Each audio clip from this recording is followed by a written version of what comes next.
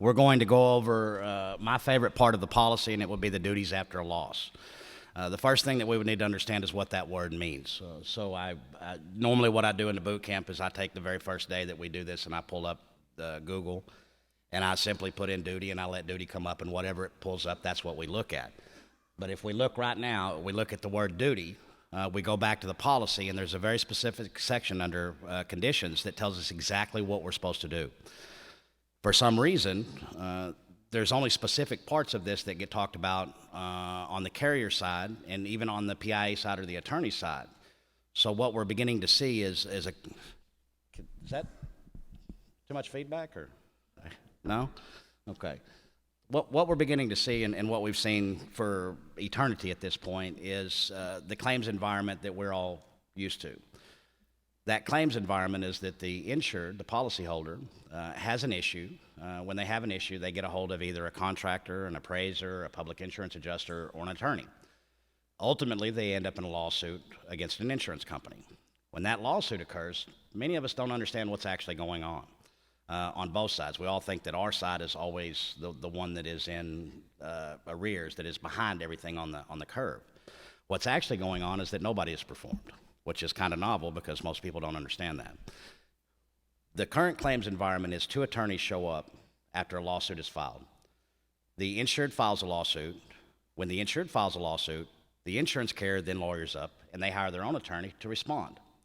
So what actually happens at that point is those two attorneys perform the duties after a loss for their respective employer, whether it be the insured or the insurance company. So what we are beginning to get across to most of the boot camp graduates and people on the forums and stuff is that the insured must perform.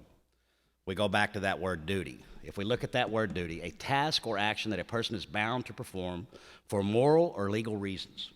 In this instance, we're going to say that the contract, the policy, is the legal reason. So once we go to that, Section 1 conditions. Now, I've got two frames here because I couldn't get both of them in.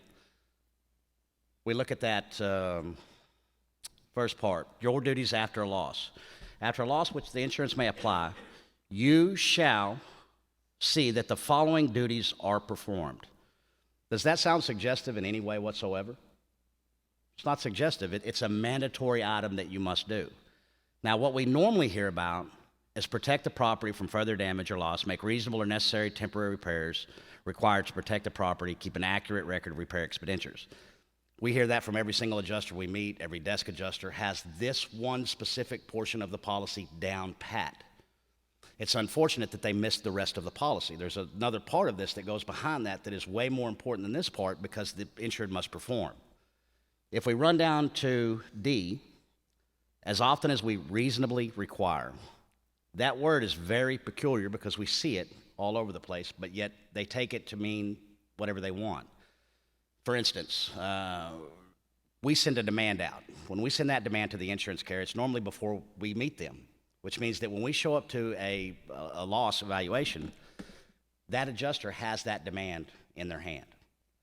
So at that point, if that adjuster says, hey, it looks like you're trying to replace the roof, we need to contact an engineer and bring an engineer out. That's not really reasonable. If we had just showed up on site and handed him the valuation and said, here, we need to replace the roof, and he wanted to contact an engineer at that point, that would be reasonable. But the fact that you've had this demand in your hand for a week or longer, it's unreasonable because what you're now trying to do is what? Run the clock out. We're going to get an engineer. He's going to be 3 weeks out, 3 weeks for a report. None of the Texas prompt pay statutes allow for an engineer. They don't allow for appraisal. Barber Technologies and Ortiz both address the issue. None of these things are in the statute, therefore they didn't address them. So they did not stop the clock. So back to reasonable. If you show up out there and they've had your demand for a week and they want an engineer to come out there, that would be unreasonable. While we would not stop the engineer, we would definitely file the complaints on the time. Okay.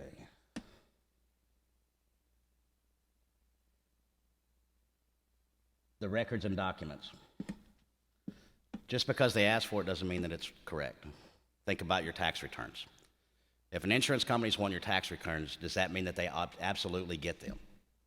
No. If it's an arson, yes. But if it's a regular claim and they're asking for your documents for your taxes, that's not a reasonable item. But it definitely says, provide us with records. They didn't specify. So make sure that you're talking to your attorney about things that you're providing. Make sure that you're not providing things that are not supposed to be going. Number 3, submit to and inscribe in the presence of any other insured. I think John Black handled that beautifully. I'm not even going to touch that. Okay, E, submit to us within 60 days after the loss your signed, sworn proof of loss, which sets forth the best of your knowledge and belief. If we're not sending proof of loss in the immediate, have we complied with the policy? No, that's one of the biggest questions that I hear on almost a daily basis, is whether or not they should be submitting a proof of loss. Every policy talks about the proof of loss. Not every policy speaks as this one does. This one does not give a choice. It says submit to us. There's no chance that you should do anything else. It's giving you a directive to do so.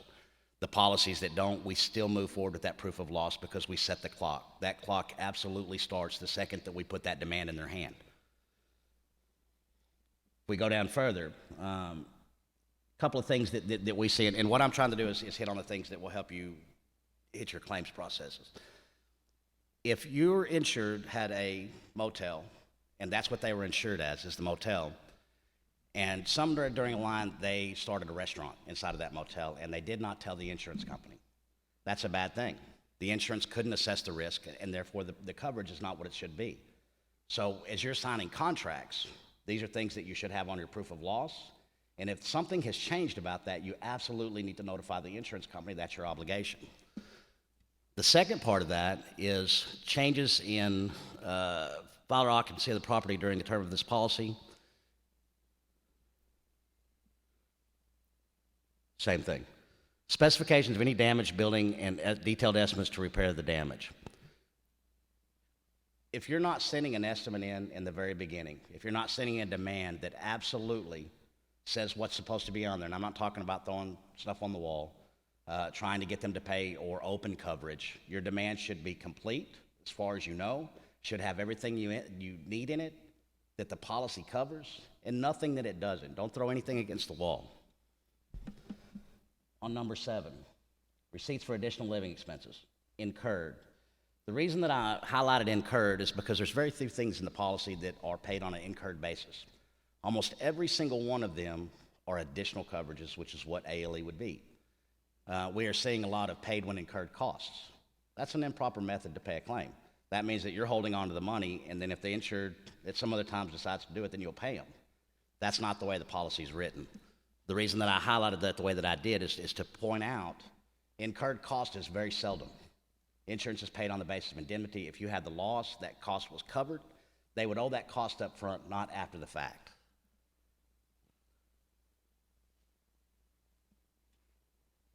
I keep hitting the wrong button. Okay. Suit against us. Every one of us is a PA, and everybody that I've talked to over my whole time as a PA have stated that they had bad faith on a platter, that they had the insurance company dead to right, that if they just get the right attorney, that they would be able to get this bad faith. Many of them have never read any of these portions of this policy. If they have not read these portions of the policy, it means that they have not complied with that policy. If they have not complied with that policy, we're going to jump specifically to this portion of the policy. Suit against us. No action shall be brought unless there has been compliance with the policy provisions. Not one of the policy provisions, not two of the policy provisions, but all of the policy provisions that are set after the duties after a loss. So what we're seeing is that you're never going to see the bad faith that you seek unless you first perform under the policy. So my biggest point that I wanted to get across today, and this is not about us, this is about the other people. Sean and I teach a boot camp that we do this in, so you can come there and get that. The biggest thing that we wanted to get across today is other people's methods as well as what we do, and the duties after a loss section. If you are not performing those duties, you will never be successful in bad faith unless you find something that is unusual. I use Hendon versus State Farm often because it's one of those things where they got in discovery. They found the list. The list was not very, very good for State Farm. It was good for the attorneys that found it, and they found it on accident. So that was a bad faith that they got off of an action that they committed against a bunch of people. We don't want to see that. We want to see that you performed the claim correctly. And if you performed the claim correctly and the insurance company didn't, that's where we want to see the bad faith. Any questions? No? I'm done. All right.